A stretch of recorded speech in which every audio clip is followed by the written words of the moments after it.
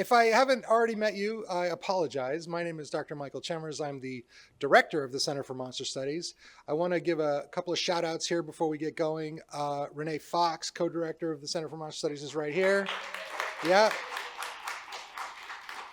Elizabeth Swenson, another co-director of the Center for Monster Studies, is here. Helped us come up with a lot of grants. John Radeke is our tech guy today. Thank you so much, John. Jeffrey Jerome Cohen told me, sorry, dropping names, that when he wrote Monster Culture 7 Theses, he was writing a love letter to a discipline that did not exist yet. And I was so happy to be able to tell him that it exists now, right? You know, that we're actually having a conference. He wanted to create a platform by which super nerds like us could get together and talk about the things that make us nerds in a really smart way. And it's tremendous fun for me, and it's tremendously rewarding. So I wanted to just say thank you all for being here. So yes, give yourselves a big hand. Come on in, come on in. Yeah, find a seat. It's good. No, it's all fine.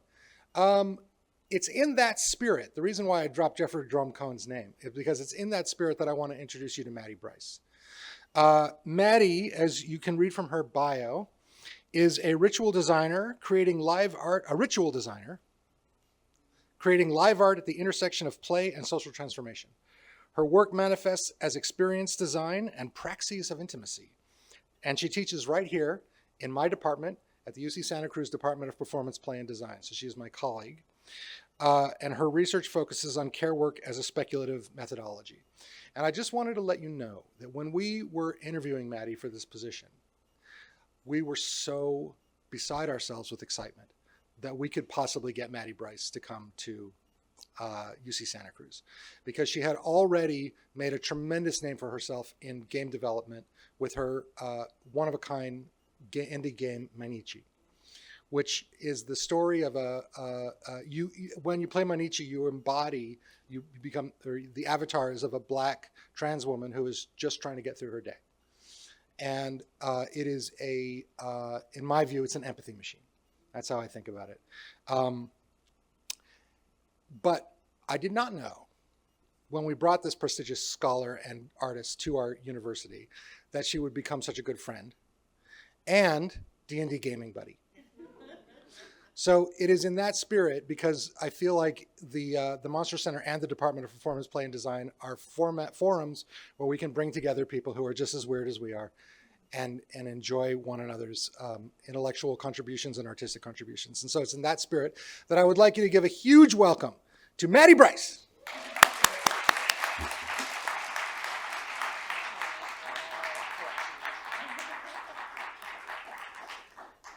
Hi, everyone.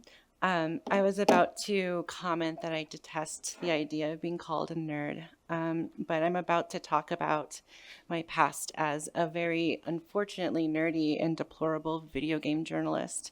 And so I have very little claim and fight in those words. But yeah, as Michael introduced, I do a range of kind of weird sounding things like ritual designer and live artist, which for anybody who has met me or seen me before, I actually change my bio every single time I submit it. So this is my first time in a bio calling it that. So I feel it sounds good, I feel.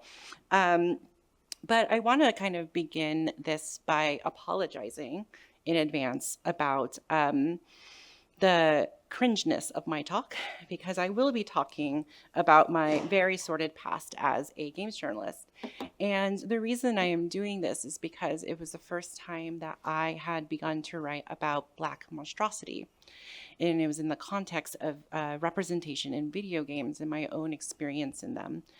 And so this is a little bit of a kind of return for myself to kind of rediscover and rethink views I had about a decade ago, and see how I've kind of evolved past that and can reintegrate it into my work. in the spirit, I guess, of a Monsters Festival that is potentially horror related, my horror that I'm offering is secondhand embarrassment. So thank you for dealing with that. So the start of my story actually begins with my first video game boyfriend. Actually, technically first boyfriend ever. But there was an interesting sort of relationship I had with video games when I was early. This is Alistair from Dragon Age. And you can tell this was made in like the aughts because every boy in the 8th grade had that exact haircut. I don't know how you do it, honestly, but I think it's just like lots of gel and you do this. I'm not sure. But every single person had that. But in Dragon Age, it was one of these first games that I saw that was able to kind of have these sorts of relationships as amongst while you're, killing things very bloody, this very gory game. And then also you like kind of date people. And what games were really useful for me at this time was games, even in the ones that I make now, are really good places for prototyping the self. So you get to kind of be a lot of different things in spaces, especially when like no one's looking, which is what is really useful about video games, because mostly no one's looking when you are making things in a video game. And so therefore I would do that. And I came across Alistair and Dragon Age at a time in which I was prototyping myself. I was exploring my queerness, exploring my transness, and something kind of unusual happened, which was that thankfully, video games are kind of inherently dumb, and they didn't realize that, oh, you're not properly representing yourself, or that you are actually something we should not like. Instead, it treated me like it treats every other player, which is this kind of selfish, self-empowered, power maniac type person to have wish fulfillment. And it was lovely in that particular kind of context of like, what does it mean to have wish fulfillment as a queer and trans person? And for me, that was being able to be treated like a human in an intimate context, even if it was with a video game man. But I feel like not only did this video game man like validate my identity, it also made me wonder, is this what like affection is? Is this what people do when they like you, when they feel these kind of deeper feelings? And this is when I was in like kind of high school and early college and haven't had like a lot of close intimacies. And so I really depended on this game and other games like it for kind of thinking about not only myself, but also how do I relate to others? What are the things that kind of unlock within me? And then he dumped me. And I was very sad about it. A video game man dumped me. And you wouldn't think that a video game man could dump you because like it's a video game, so you're supposed to have everything you want happen. But he dumped me. And he dumped me because the society that he lived in wouldn't accept him if he didn't dump me. And that was a really hard experience when I did. And obviously this affected me because, for a good at least 4 to 5 years, I thought about it and eventually wrote one of my first publications in a magazine about it. And this is about my video game boyfriend who in the game can become king, but in order to become king, he had to dump me. And so the way that I kind of coped with this, because how do you cope with someone in a video game dumping you? Like you can't really like tell their friends that they're a jerk, right? Or you can't like take them to couples therapy. It's really difficult to do that. And so the way in which I coped was going and researching what I guess we would call in the games world the choice architecture of that particular moment. So in a lot of games, especially ones that are narrative with narrative choices, there's like a lot of different choices and they all have influences and factors behind them. And so I wanted to know, does he dump everyone? Because then I'd feel a little bit better if everyone got dumped and it wasn't just me. Like, is there a way to avoid being dumped? Like, how does that go? And so I looked into it, and something that I realized then and now kind of ruminate on more now as someone who studies play and games is that the systems in which we live speak value in and of themselves. So all the choices and possibilities that they create and allow to exist speaks a certain value. And so I looked up all of it, and realize that there is actually a way to not get dumped. And actually, there is a way to not only not get dumped by a video game man, but also to become the video game man's queen. And the way you do that is by starting over your character and becoming basically the representation of a white American rich girl. And unfortunately, I was not a white American rich girl, especially in that game. And so not only was he a jerk, but he was a racist jerk. And that was because, I was an elf and I identified with elves at that time. And so I kind of realized that, no matter how I could switch this game, I would have to make a decision. Do I play this game as myself, as I usually do, so I can think about myself, prototype myself, see and imagine myself elsewhere? Or do I cave in and become like a, rich white girl for this video game man king? And so probably I don't have to say this too much for folks in this in this conference, but I would like to kind of reiterate about how in many sci-fi and fantasy stories, races of these places, they're called races typically in game, though I feel like that is starting to change, thankfully, are not necessarily like aliens inspired by alien cultures or fantasy beings, like kind of inspired by things that are otherworldly, but they tend to be inspired by other cultures, specifically non-American, non-European cultures. And so this is Tali. She's from Mass Effect, and she's BFF. And she is made by the same developers as Dragon Age. And I'm bringing it up to kind of show that this is not like a one-off sort of thing, but an enculturated understanding of pop culture in general that we think of. But she is this alien species / race called Quarians. And I just kind of want to describe to you, like, they're sort of, you can see her look and kind of maybe if there are some cultural reference you're already noting. Quarians are, in particular, they are migratory. They lost their homeland to being overtaken by another group of beings. They have strong cultural traditions, and their youth go on pilgrimages, and breaking their codes results in exile. And all of their names kind of sound like a mishmash of like Arabic and Hebrew. And so you kind of already know where this is going, right? And the thing about this character, but also the entire race, because in games, like, nothing is introduced without an instrumental reason, right? Game designers are very efficient, and they only like to put things in general, especially like commercial ones. They only put things in because it serves the game in some capacity. And what this race or alien species was contesting with throughout the entire game were questions of genocide. And not only questions of genocide, but genociding peoples or beings that they didn't see as beings in order to avoid genocide.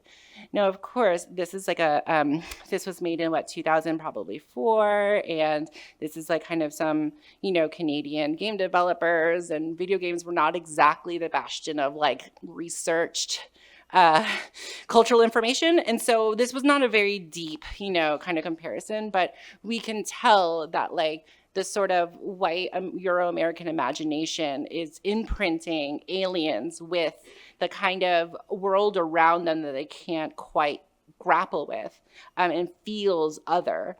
And so I feel like when I was an elf in Dragon Age, I was kind of, in a way, accidentally relating to the qualities of diasporic peoples, particularly Black and Jewish and Native American diaspora kind of cultures, because in that milieu, in that kind of story, they all are kind of put into ghettos and they are discriminated against. And so accidentally relating to monsters and aliens has started to become something I did intuitively. Here's another one. This is in the last, the last Dragon Age game that kind of came out a bit ago, called the Kunari. And they're basically like seen as this very mean, strict religious theocracy that comes in and is threatening basically the white European world with their religion. Very strict, have a code in which you either join it or die, basically. And it's very clear that this is inspired by some white guy's understanding of Islam, right? And so that is kind of the vibe that this sort of like character that you eventually get to play in the series. And when I saw this character, I was like, she's Black. I can tell, like not a Black person, but she's Black.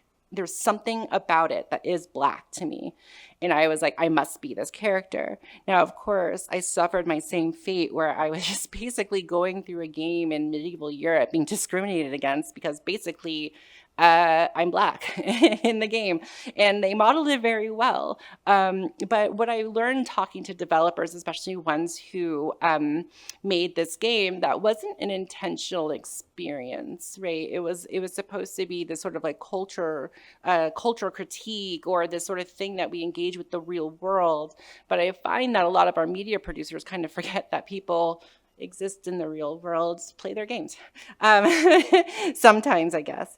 And so I moved through this kind of game looking for communities of acceptance, but instead found dehumanization and exotification. But the thing about this is that it felt familiar. Like it felt like an experience I was actually experiencing in life. So either I was invisible or untouchable in some capacity, or seen as a desire object, a taboo desire object. And I think from then on, and this is the time I wrote my first article on Black monstrosity, where I realized that being Black in white fictive imaginations as being this very desirable, grotesque object. And I had to kind of think about that for a while, and I kind of thought about it without writing about it for a while. And so now I started to kind of think about it again when I was asked to do this talk and think about, well, how is it that play kind of helps us move through these sorts of conundrums, and also what does it mean to be living in a highly representational like space and life in a hyper reality as we kind of do with the internet.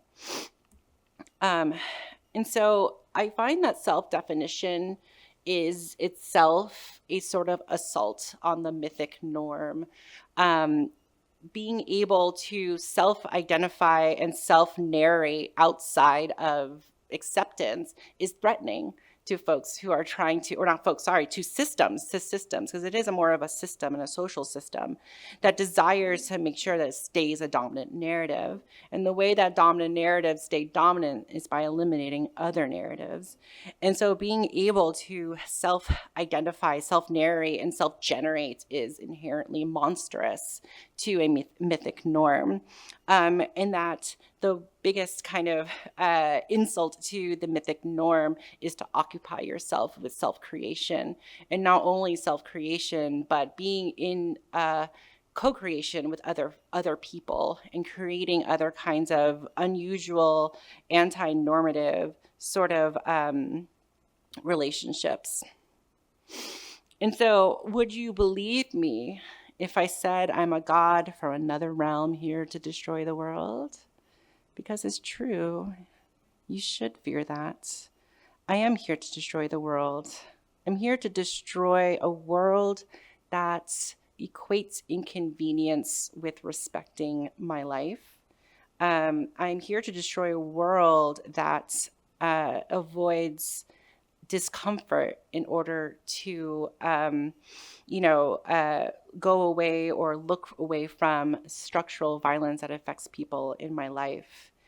And so I wouldn't say I'm just a monster. Actually, I don't think I'm a monster at all. I think I'm monstrous, and I think that's an important distinction.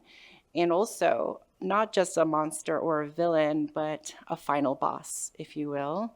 And I'm a final boss because final bosses in video games in particular have a very special role.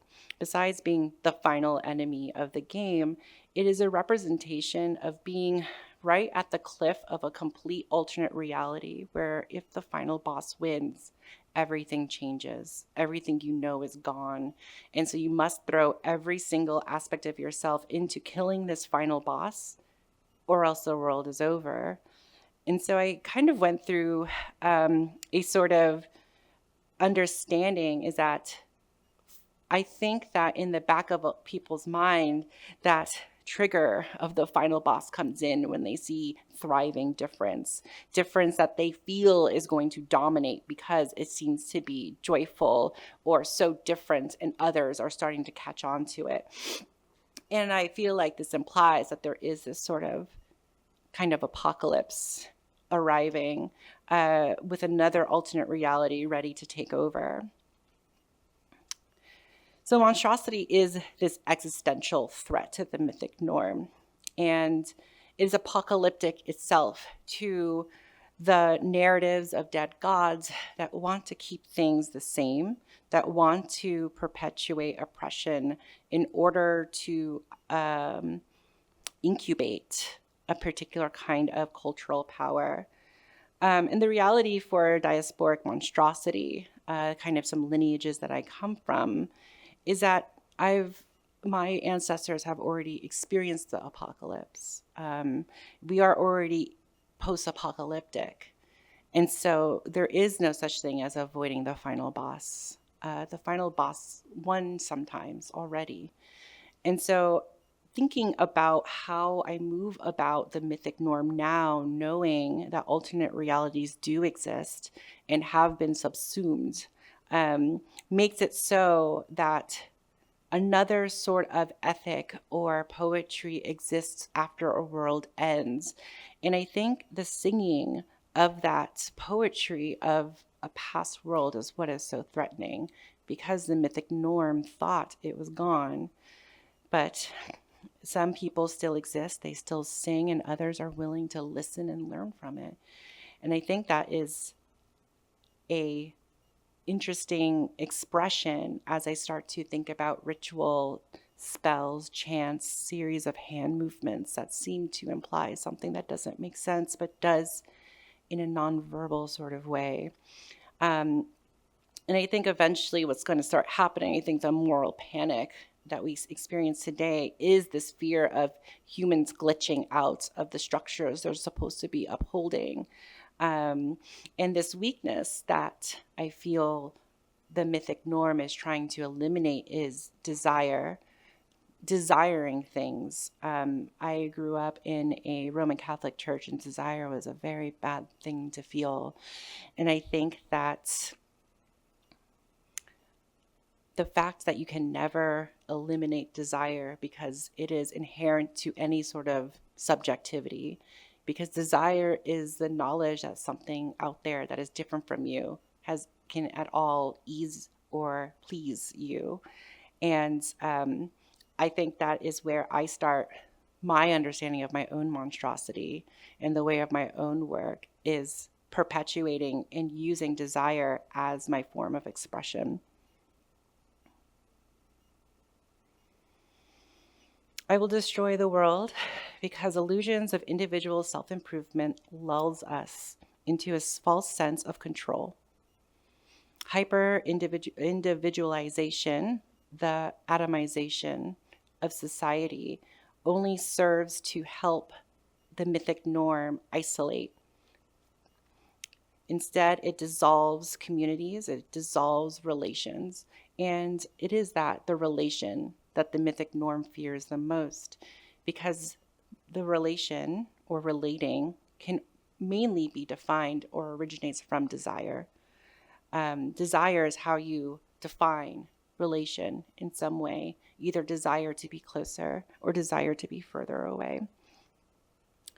And so when I kind of hear the sort of phrasing of generating new subjectivities, I think about generating all these potential selves that we have, and that play kind of inherently does, which is why I'm so interested in it.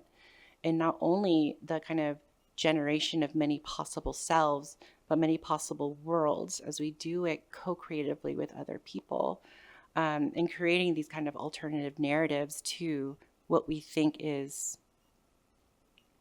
acceptable. So while language around love and hate is often used to describe the ills of our world today, I would say that is more of a fight between the mythic norm and monstrosity over desire, the ability to desire, the lack of shame or the shamefulness of desire. How much you love yourself will never change the system of social relations that attaches value to us. And it is actually this idea of the prominence of self-love, of self-care, all these words that have become attached to capitalistic machinations, is those are only necessary if you don't have community. And I think there's a lot of work to make sure we don't.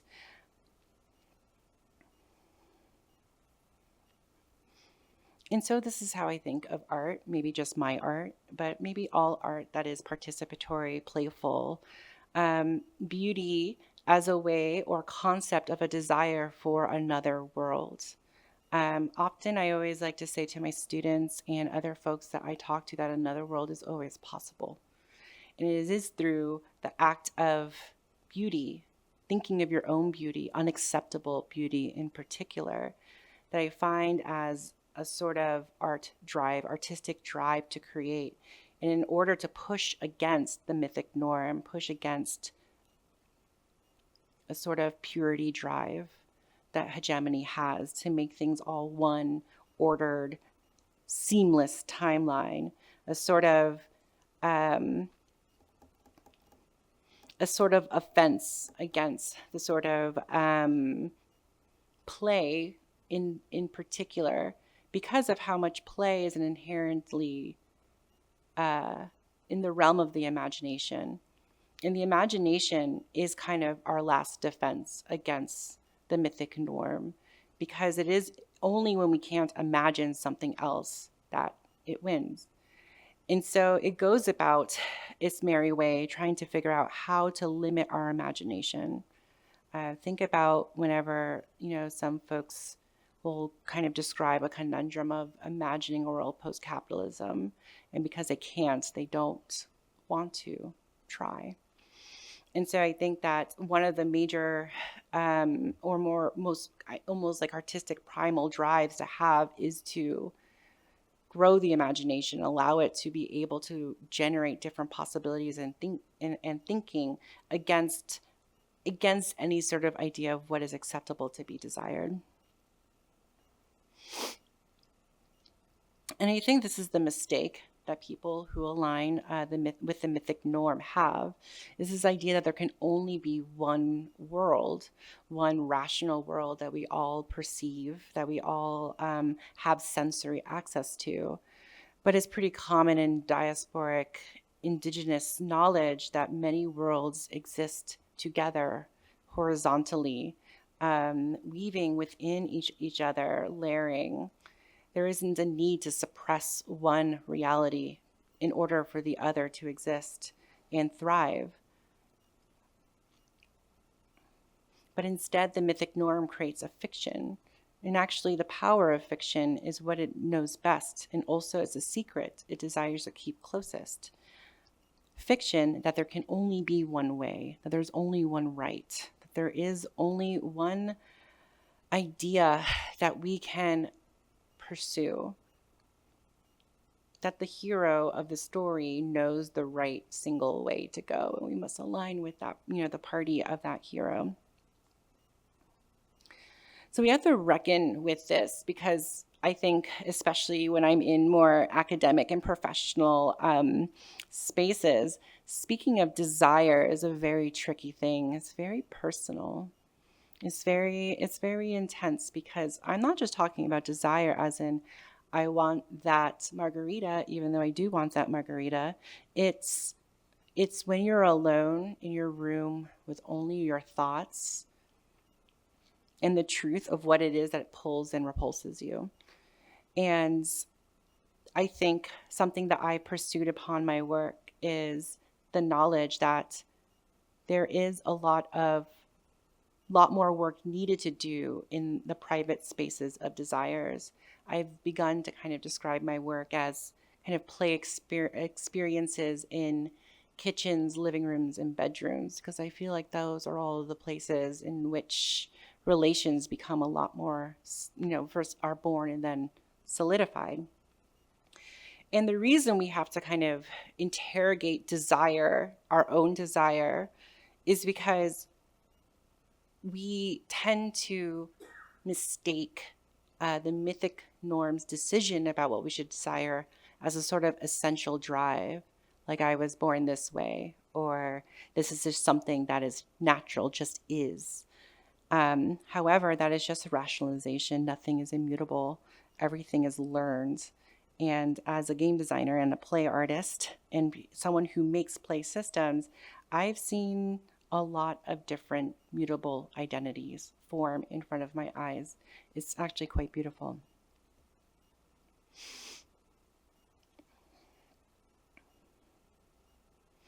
So throughout my life, I had the opportunity to self-transform, maybe more than other people.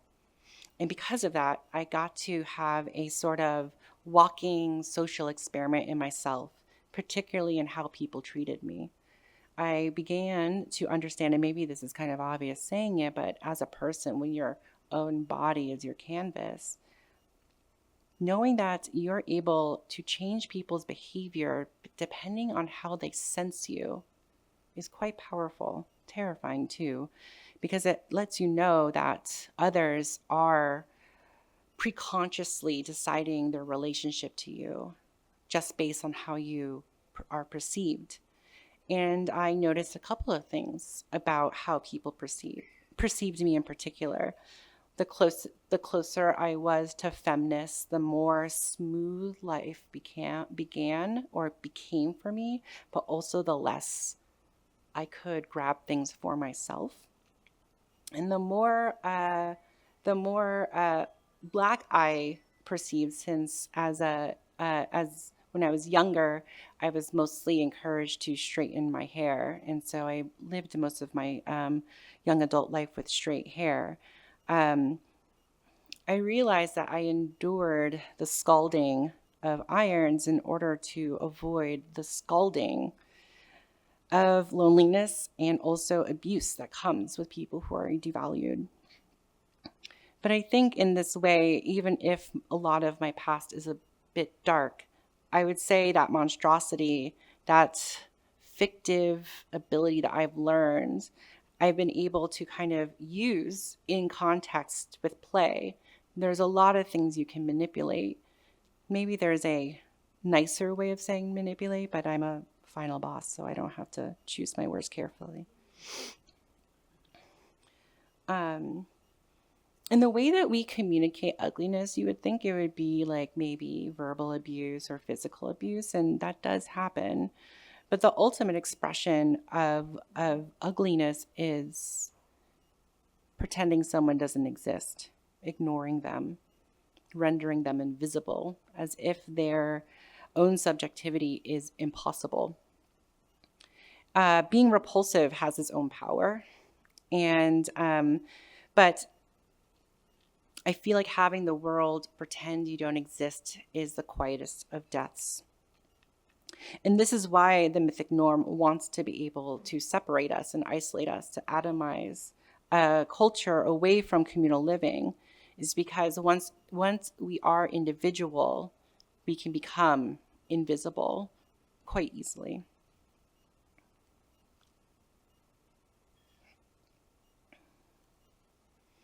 So the point of making monstrosity ugly and undesirable is to be able to eliminate the parallel universes, timelines, and realities that are possible by folks living outside of the norm. The mythic norm wants to render any other possibility unthinkable. And so not only is it rendering something unthinkable, but being unable to be imagined is kind of the way in which it collapses everyone into one kind of person, one kind of society. But the mythic norm contorts itself because the truth is you can't suppress monstrosity without becoming a monster, because the other always exists inside of you, especially the more you try to resist it. And so because of that, as it continues to suppress and as it continues to collapse multiple realities into one timeline, it becomes its own horror, a thing that it can't is unable to change, because it already co-signed its own horror in the way in which it battles its perceived monstrousness. And so thinking about things like, we could all be here even though there are people who are suffering, that I am surrounded by electronics that are born from slave labor and I'm giving a talk, right? And so being invisible, not having acknowledgement, eventually that comes to light. You can only suppress for so long. And so I wanted to talk to you about this weird game that I've been replaying. And actually, a lot of weird games came out in 2020. And the reason you would think that it was because of the pandemic, but most games take a lot longer to make. So most of these were made prior, in development and thought of. This is Paradise Killer. It is about a investigation, and it's about gods trying to figure out who killed other gods. And this world is called Paradise, but Paradise is built off the structural, frequent, and kind of mundane ritual sacrifice of lower class people in order to appease gods. And this is normal in this world because appeasing gods is normal. And so obviously we have to sacrifice humans, right? But the thing about Paradise Killer, and the thing that undoes the stories, because this is most like a detective kind of story and you're finding out the murder, what undoes all these sort of demigods who are trying to play the game and avoid being caught is the more tightly wound up a culture, the easier it is for a demon to slip in. And that is what happened. Demons slipped in, and then it became a bunch of the gods possessed with desire. And gods possessed with desire came to ruin themselves. And so if you want a kind of audio-visual interactive version of things I'm talking about, I suggest Paradise Killer. And so I repeat mythic norm and kind of the sort of power and threat that it is, but there is an actual phrasing and concept I know from design research called defuturing. And defuturing is the elimination of possible futures, typically through techno-determinism, right? And so thinking about, something is now impossible. I remember the first time I deleted my Facebook, and for about like a good 6 months, people forgot to invite me to things, right? Because it became impossible to think about inviting people in any other way. I think about how I deleted a lot of my social media after a lot of terrible things were happening in 2014 to me, and the amount of people who kind of just disappeared because being in communication and in community with others outside of social media became defutured. So the reason to play in my way that I look at things and play's role in the world is to combat defuturing, because defuture lulls you into wanting one possible timeline. It's the most convenient, though it also is the thing that harms you in order to kind of create those sorts of alleviations. I think about I'm sure this is not an academic term, but the enshittification of airlines. I remember a time I didn't have to pay to like choose my seat or something, and all of a sudden everything is terrible and I have to pay more for it. But it's kind of shown to you as isn't it nice that you can spend money to be more comfortable? And it's the kind of continual defuturing of other possibilities that it maintains.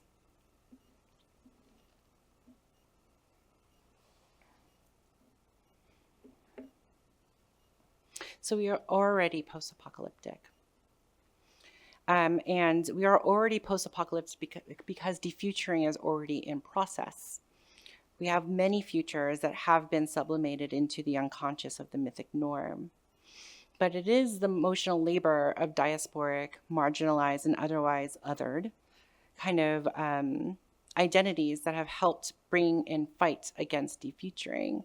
My perspective is play, because play needs to appropriate something, to use and do something incorrectly, inherently.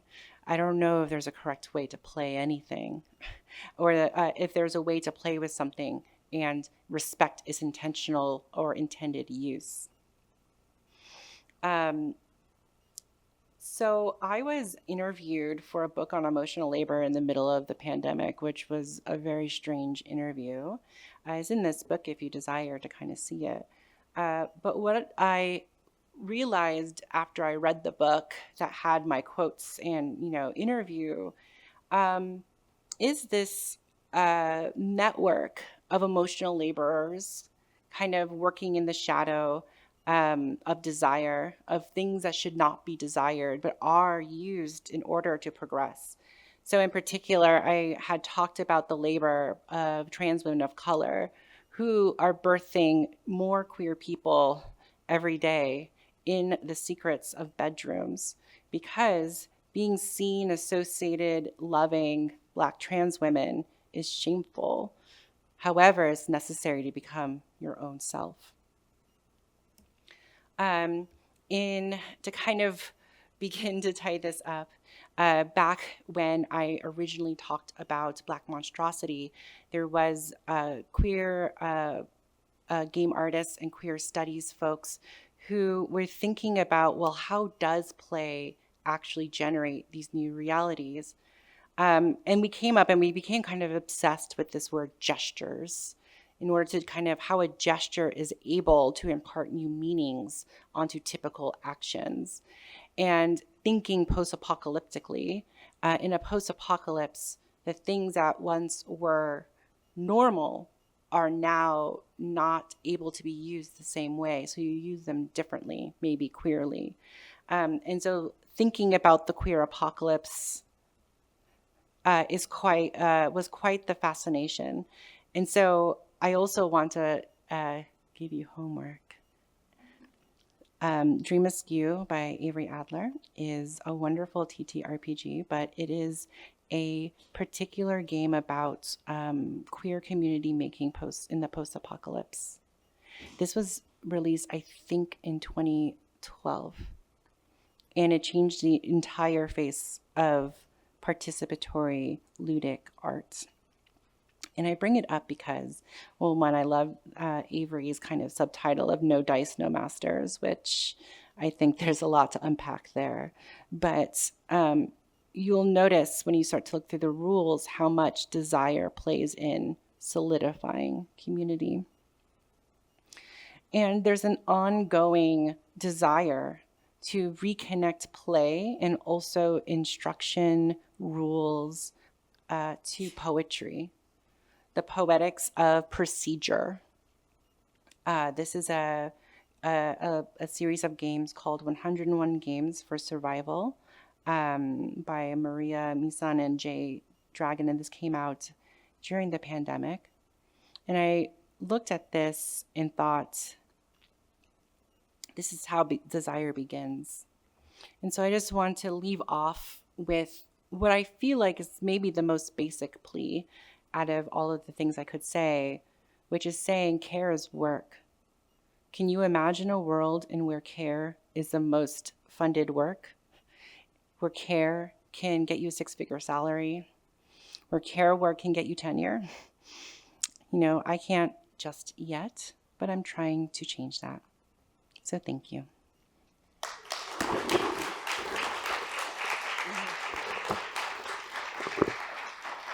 Yay. Oh. Thank you so much, Mattie. We have time for some responses, questions. Are we going here? What? Are we going here? You can go wherever you like, and I'll run around with this. Oh, why don't you stay up here? Yeah, that would be a great idea. Okay, sorry. Okay, I saw some hands over here. Yeah, Blake.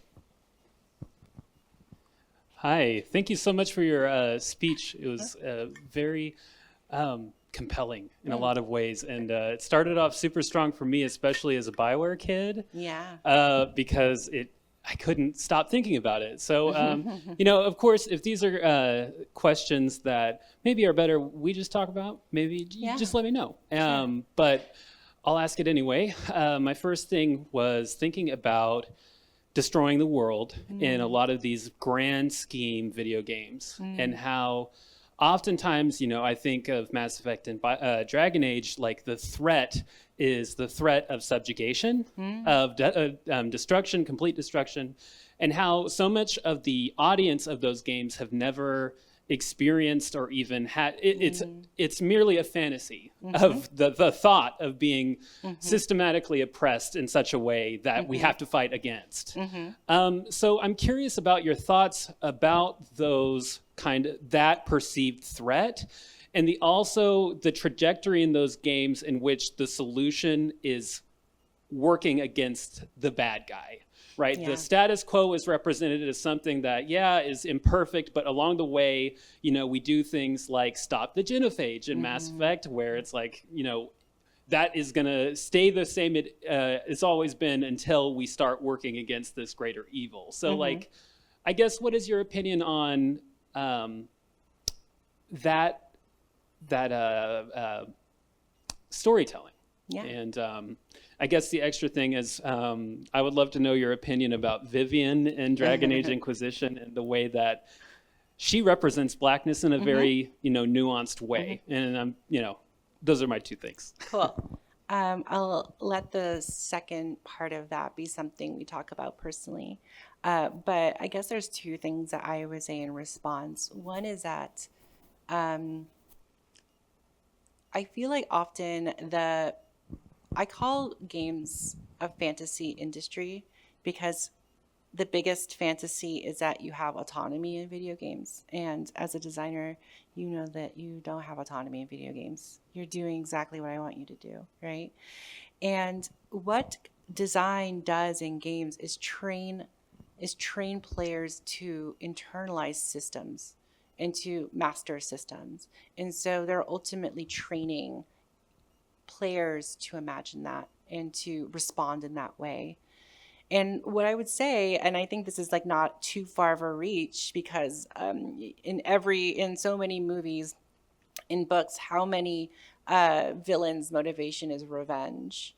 And I think what it is the fear of revenge, right? That is kind of lurking in the mythic norms of conscious, knowing that cycles do come back around. And so that cycle of coming back around is inevitable. So what are we going to do when it does? So that's kind of how I feel about these manifestations, like why these sorts of imaginary worlds, and why is it that they seem to be training us for that thing in particular. Thanks for your question. That's great. I see one down there. Coming.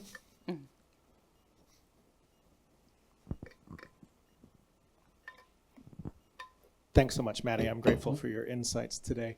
The new Dragon Age game is coming out on Halloween. And one of the things that's been in the news recently is how increasingly modular the character creation engine is. So you can make really, really granular changes to face shape and things like that. And one of the things they've introduced now is that if you have a masculine body frame, you can put top surgery scars on your chest. And I think that's in relation to your idea of prototyping the self. I think there's some interesting resonances there. How do you feel about the way the character creation engines have become much more geared toward verisimilitude? Yeah, thanks for that question. I think what's I think the history of character creators is really interesting. When I used to teach a representation in games class, we would have a day of just like, let's just go through a bunch of character creators and see what values they are expressing, because all things express values, what you cannot change, what options exist. When do we finally get, an afro or natural hair? It took a while. And so a lot of these sorts of values of what could be represented at all. So this is the tricky line that I'm going to walk is representation often feels like it is opening up space. It sometimes also defines.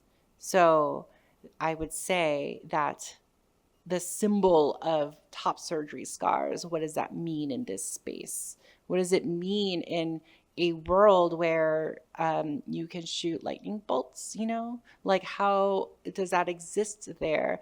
Is it meant to lull you deeper into its fiction? Because I would want to know, or I just kind of want to know, like, what are the logistics here when it comes to this fiction? It's a fantasy. This is a fantasy game, right? With like dragons. And so shouldn't you be able to kind of just like magic them away, without scars? Or is the scar the identity marker of those people? At least that's kind of what it seems that character creator is trying to say. And so I have a sort of grouchy auntie opinion about the increasing representation of things in games, is that everyone wants representation because they want to better identify with power. And I understand why. I showed, an example of how it influenced my own life to have those sorts of things. But it's also troubling because of how much it collapses folks into a series of very specific, acceptable symbols. But thanks for your question. Mike? Thank you for the talk. It was great. Thank you. And multifaceted and committed and caring. I wanted to ask a question about playing, let me see if I can get the phrasing right, playing with the work of caring. Okay. And in particular with Avery Alder, Benjamin Rosenbaum's Belonging Outside a Belonging System and the game Dream Askew in particular, which I teach and I play a lot, and I love Awesome. it. How does playing with the work of caring, if you're okay with that phrasing, how do you see that connecting with that game's commitment to, I like to think about it like as the endless zero session. It's constantly urging us to say, well, how about this? And what if? Instead of saying, this is what it is, right? And if is based on this thing that we've all decided on. And that concerns, as you know, who the characters are and how they relate to each other, the relationship between inside this queer community and outside this queer community. So I was hoping you could maybe help me to understand that game in the terms that you've laid out instead of, again, this idea of playing with the work of caring. Right. No, thank you for that. I think the use of queer gestures as a term is that it kind of through the back door connected queer play with social practice and social practice art and life practice, life art. And I think at that time it wasn't explicitly said, but all of our work was about living or attempting to. And so I would see this kind of contrast of the undefined it reminds me of social practice art, specifically, like Meryl Latterman Kelly's maintenance arts, in not thinking about the public art as the transformation, the cultural transformational work, but rather the force that maintains and makes sure things live, right? Or sustain or exist at all, right? And I think that is how I would connect that. I think queer game artists in particular in that time, and I am 100% a part of this and guilty, we were very interested in time and also infinite time and repetition. And I have my own theories about that, given that I was a part of it. But like, I think that negotiating our relationship with time should also lead us to thinking about space, time, space, and the ways in which how do we build multiple of these, right? Like, and I think something like Dream Askew ideally is played by multiple groups with people who are sharing those spaces in different spaces. I kind of see it maybe idealistically as something that begins actual community, where eventually you stop playing by the rules, but you still keep playing the game. And so that's kind of how I would make that connection. Thank you for the question, though. Don? Hi. For one, thank you so much. As a fellow Black queer BioWare kid, this was beautiful. Thank you. Thank you. Who also played an elf in DAO. Let's go. And who got Alistair exiled. So I got to go. Revenge. Yes.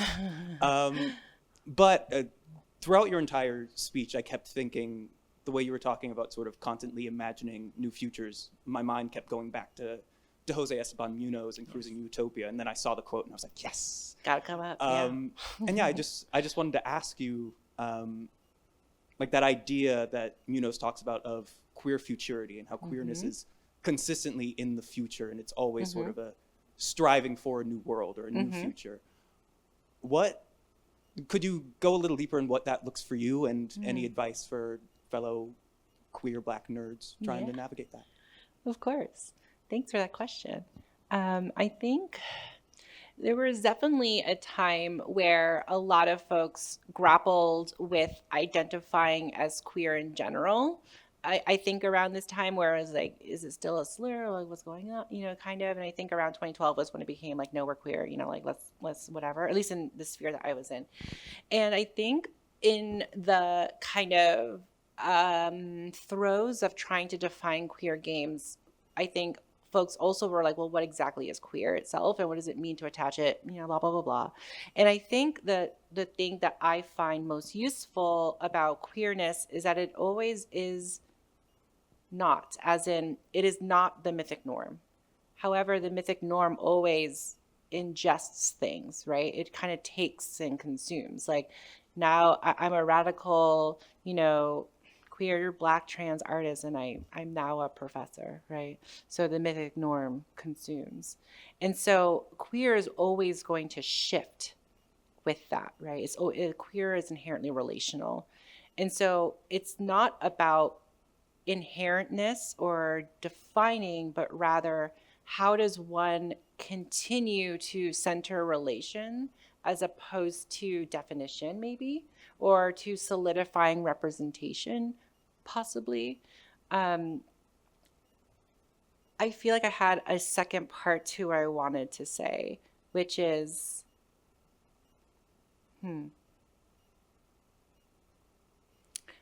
I think that the aspect of queerness being something that is always quite slippery was a word we like to use. I don't know why. I think it's because it's very sensorial too.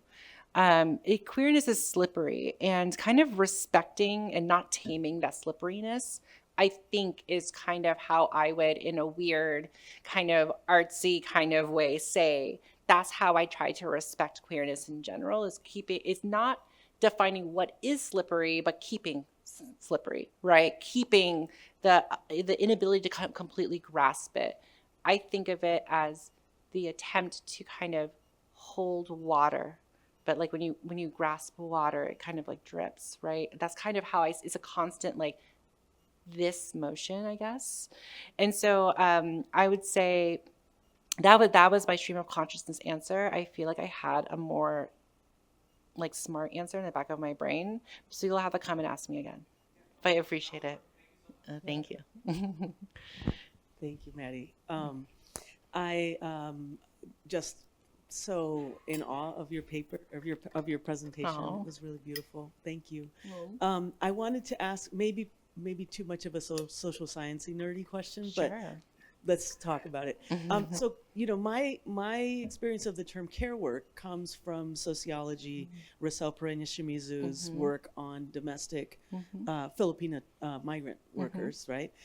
So people who are working as nannies, as house cleaners, and also one of the things that's really important about her work is that she includes sex workers in that kind of care work. And so she's sort of transnational feminist of color political economy, right? In early 2000s, kind of in the wake of like understanding globalization.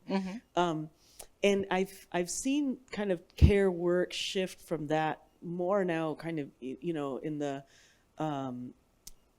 actually really influenced by social media, I think. And I think about Leah Lakshmi's, definition of care work more in the contemporary moment, right? Into kind of more like emotional labor, which is another, I think, a distinct term, which you've also used. And I guess I wanted to kind of just open up, like when we're talking about care, obviously we were in a panel, I was moderating a panel earlier today on Doom Patrol, where we had a really great discussion of, Danny the Street and the idea of kind of care as a way to understand, Grant, in particular, Grant Morrison's kind of anarchic way of thinking about power. And I guess I wanted to sort of like expand that question of care, beyond that panel and into this, this conversation, and just think a little bit more about, what do we mean when we say care? How can we be careful? I think that was the term that you used in your paper, that Sam used. How can we be careful in this work? And I really appreciate the way you open up that space, and encourage us to do that. And also, people do terrible things, in the name of being caring of somebody. So how do we navigate that sort of genealogy of care? Yeah, I appreciate that. I definitely struggled with it because when I kind of am pulled between like the sort of nonverbal element of it, which is what I actually, when I'm trying to talk about my work, it's a nonverbal thing and I'm trying to find words for it. But also, when people talk to me about it, they kind of can only or mostly see it through a very, capitalist model, right? Work, labor, exchange, things like that. And that is typically how folks come to me when they want to talk about this is, how do we like pay care work? And it's like, and how do we, all these sorts of defining as opposed to keeping slippery. I continue to work on that. And also it is why I'm trying to become a little bit more consistent and braver in saying that I am talking about desire and intimacy in particular as a form of relational maintenance, I guess, is kind of what I'm thinking. And so I would say if I say care work, I would say it is more aligned with how disability justice folks use it, which is an outgrowth of like, care workers like nurses and et cetera, but also the way in which many communities of disabled folks have to care for each other because they can't afford those sorts of things, or their nurses are abusive, or all these types of things, and how it outgrowed there. I really desire another word for emotional labor because I feel I see it more as birthing than I see it as caring, because you're creating new subjectivities, right, in this. And I think that is kind of what I want to move closer to. And maybe, I don't know if it is just like, let's completely avoid the terms, because I think that's maybe impossible, but maybe being very specific about how we use them, because I kind of almost use them interchangeably, honestly. And I guess what I would say is emotional labor is an attempt to lean in with care work, like as in lean in, as in like, girl boss it, right? As in, how do we begin to get like a 401k, doing care work in this sort of way? Whereas I see the care work as it's kind of how it's kind of like, what is the process of maintaining relations in a society that is continually trying to atomize us, right? It's labor, but maybe there is something that I am unable to imagine at the moment that's beyond labor. Because do I labor for people that I love? I don't know. It is effort. It's effortful. I desire for it to be recognized. But I think in a way, as I'm kind of working through this in front of everyone, is because a lot of ways in which value is established is verbal and also a metric, which is why I struggle to talk about my work very often, is because I don't really how do I love people enough for tenure? That's kind of what I have to do. And so I guess I remain wanting to be in conversation about it, because it might be, there's a part of me that's very like, I think I'm done with those terms and I need to be thinking about different ways of going about it, because I almost feel like the way in which emotional labor and care work are used, I would say specifically outside of disability justice, is trying to avoid conversations of desire. And so maybe this is, I feel I'm going to receive this as, I think this is just more of a commitment for building language around desire, and also trying to figure out how can I better incorporate nonverbal knowledge as well. Wow, maybe. Yeah. Other questions for Mattie? We have a few more minutes. Yeah, okay, I see one in the back. In the darkness. Jalendra. Hi, thank you so much for your brilliance. I was really struck by what you were saying about representation, and I just wanted to revisit that. It's not so much a question, but there was something you said. You said representation, like it can seem as if it's opening up space, but it can also be doing its own kind of confinement at the same time. And I'm really interested in that because I work on mermaids. So of course the Little Mermaid's a big conversation, and I'm working on fantasy and, you know, thinking about, I don't want to use the language, but you know what people call race swapping or diversity casting or whatever. It's something we're seeing a lot of in the conversations around like representation and how, like, great, that could be great, but there could be something else happening at the same moment that is completely different from like racist white people's objections to it. Right. So yeah, you know, I just wanted to like kind of revisit and tease out a little bit what you were saying about representation in relationship to like the kind of identity markers moving into gaming. Yeah, thank you for that. I'm going to revisit my comment about queerness as the not yet, the against the mythic norm or beyond the mythic norm, and how that changes as the mythic norm kind of absorbs imagery. And I think that what I want to kind of clarify is, one, I obviously play video games and indulge in normative things, and so this is not like a sort of comment or a critique upon indulging in that sort of way, but also to wonder, well, what is the next step? How do we keep going with this? I remember, and I used to joke with, in a very, I guess, slightly mean way, with I used to do consulting for design companies and game companies, especially around representation. And I used to joke that like sometime around, I want to say 2016-ish, this was just post Gamergate, and where ad campaigns had not been kind of made until about 2015-ish.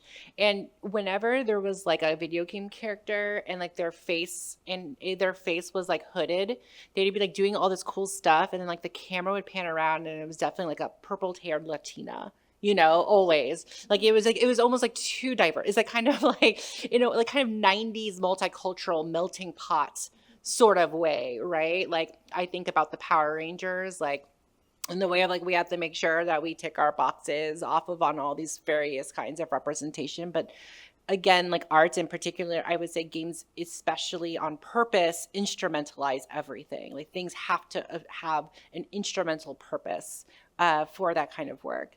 So I think how I think of it is, and I should just say that I come from a place of a little skepticism, because I personally experienced being one of the main people who wrote about, advocated, and talked about diversity in games, specifically from 2011 to 2014-ish.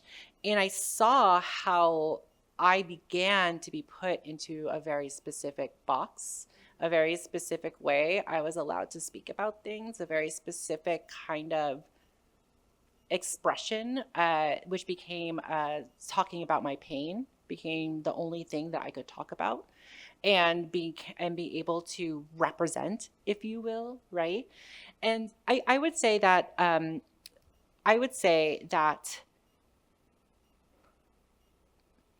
misrepresentation on purpose also serves a use. Something that I always enjoy is that encounter a lot of people who are kind of like, games? Why are we talking about games? And because most people don't encounter game designers in academia, I kind of get to pose as someone who's like normal, and they just assume what I'm saying is like a normative understanding of games, which is obviously not true. It's a lie, right? But I get to misrepresent games on purpose for good, I hope. But I get to do that. And so I guess in a way, not having representation always be something we strive for to be good at is useful. Sometimes you have to be shady, in order to kind of get through the mythic norm. And so I would say that maybe it's multi-purpose. Maybe that's my answer ultimately as I go through this stream of consciously. Is be like, we maybe do want some things to be consumed by the mythic norm because right now, life hurts, and maybe we could desire to hurt a little less, right? But then we could at the same time seed in these sorts of presently illusory images, but because we represented them, they all of a sudden become real. So I think that there's a whole bunch of opportunity around that. And I think not feeling like one has the right answer to this in particular is vital, because we've seen how how purity politics have encountered representations turned into who is the right representation for any group of people, which we should, of course, resist. Thank you for your question. Okay, last thought. Anybody? Yeah, Ace. I'll come around. The Groucho walk. Hi, sorry for that taking a while. I'm inconveniently located. One of the things I was thinking about in terms of the ways that various identities can be literally constructed inside the character creation of games is, if I'm thinking back to how these used to be, they were very there were 2 body types and 4 hair types and 2 eye types and so on. And I'm wondering whether the technological moment that we're in, where AI generation could be built into any of these character creation systems, could create, you were saying what options are there, what aren't, how many allow a body that isn't able. If there is no preset model, no tree of choices that you can pick for each, but rather an open possibility, a blank space that can be written, could that offer a range of better possibilities? Or with so much AI stuff, are we going to be stuck with it being based on a data set that has all the preconceived ideas baked into it? I think you just answered your own question. I'm so sorry. But I think what I will say in response is I feel like we should value more how janky games are. They're janky. They shouldn't properly represent things. They're games, unless we are actually in a simulation and blah, blah, blah, whatever. But we don't know that for sure. And so games are hyperbolic. And what I think is the trick is that it is following techno-determinism to say we can be real, despite the fact it's hyper real, instead. And it's trying to is trying to veil its unrealness by kind of continuing to kind of create that sort of accuracy. I think that there is a use to not being able to be fully represented, especially for folks who are used to seeing themselves represented. Because the choices that we're usually given is, you know, let's say back in like late 90s, early aughts, it's kind of like, you know, like a very strange, like kind of pale white, then regular pale white, and then white, and then tan, and then that would be it, right? And so it was kind of like, well, what happens if we just kind of swap that, and it was more like basically all of the different shades of black and brown. If you couldn't fully represent yourselves, how would you begin to define yourself and think of yourself that way? And I think that's kind of why I personally feel like I have an edge of kind of like extracting meaning from this, because I'm so used to not actually existing in these spaces. But overall, let's say if we could somehow dodge like the fact that all data training is going to be based on like really skewed and biased data, what I think would be a more interesting or useful use of AI in that context is what does AI make of us, as opposed to how can we manipulate it to make us? And I think that is a lot more interesting to me, because if I was to be in relationship with AI, I wouldn't want to subjugate it to my logic and my intelligence. I would want to understand, or maybe not understand, whatever it does, right? And there is an unknowable aspect to that. And I understand that folks are kind of like, I want to just use it to kind of really just like, you know, get there. But I think the power of games, especially ones that are able to represent so easily, is that you can be someone else. And I do think in a weird way, kind of because of diversity and representation, being yourself in games has become like the thing that folks want more and more, and I totally get it. But now I wonder, like, enforced alienation might be a good use for this sort of technology. So I appreciate your question. Thank you. That's fantastic. Enforced alienation. That's fantastic. So we've got half an hour before the next round of panels, just about. So please relax. Go to the bathrooms right over there if you need them. Talk to somebody you haven't spoken to yet. Make the nerd connections. Ladies and gentlemen, and everybody, Mattie Brice. Thank you.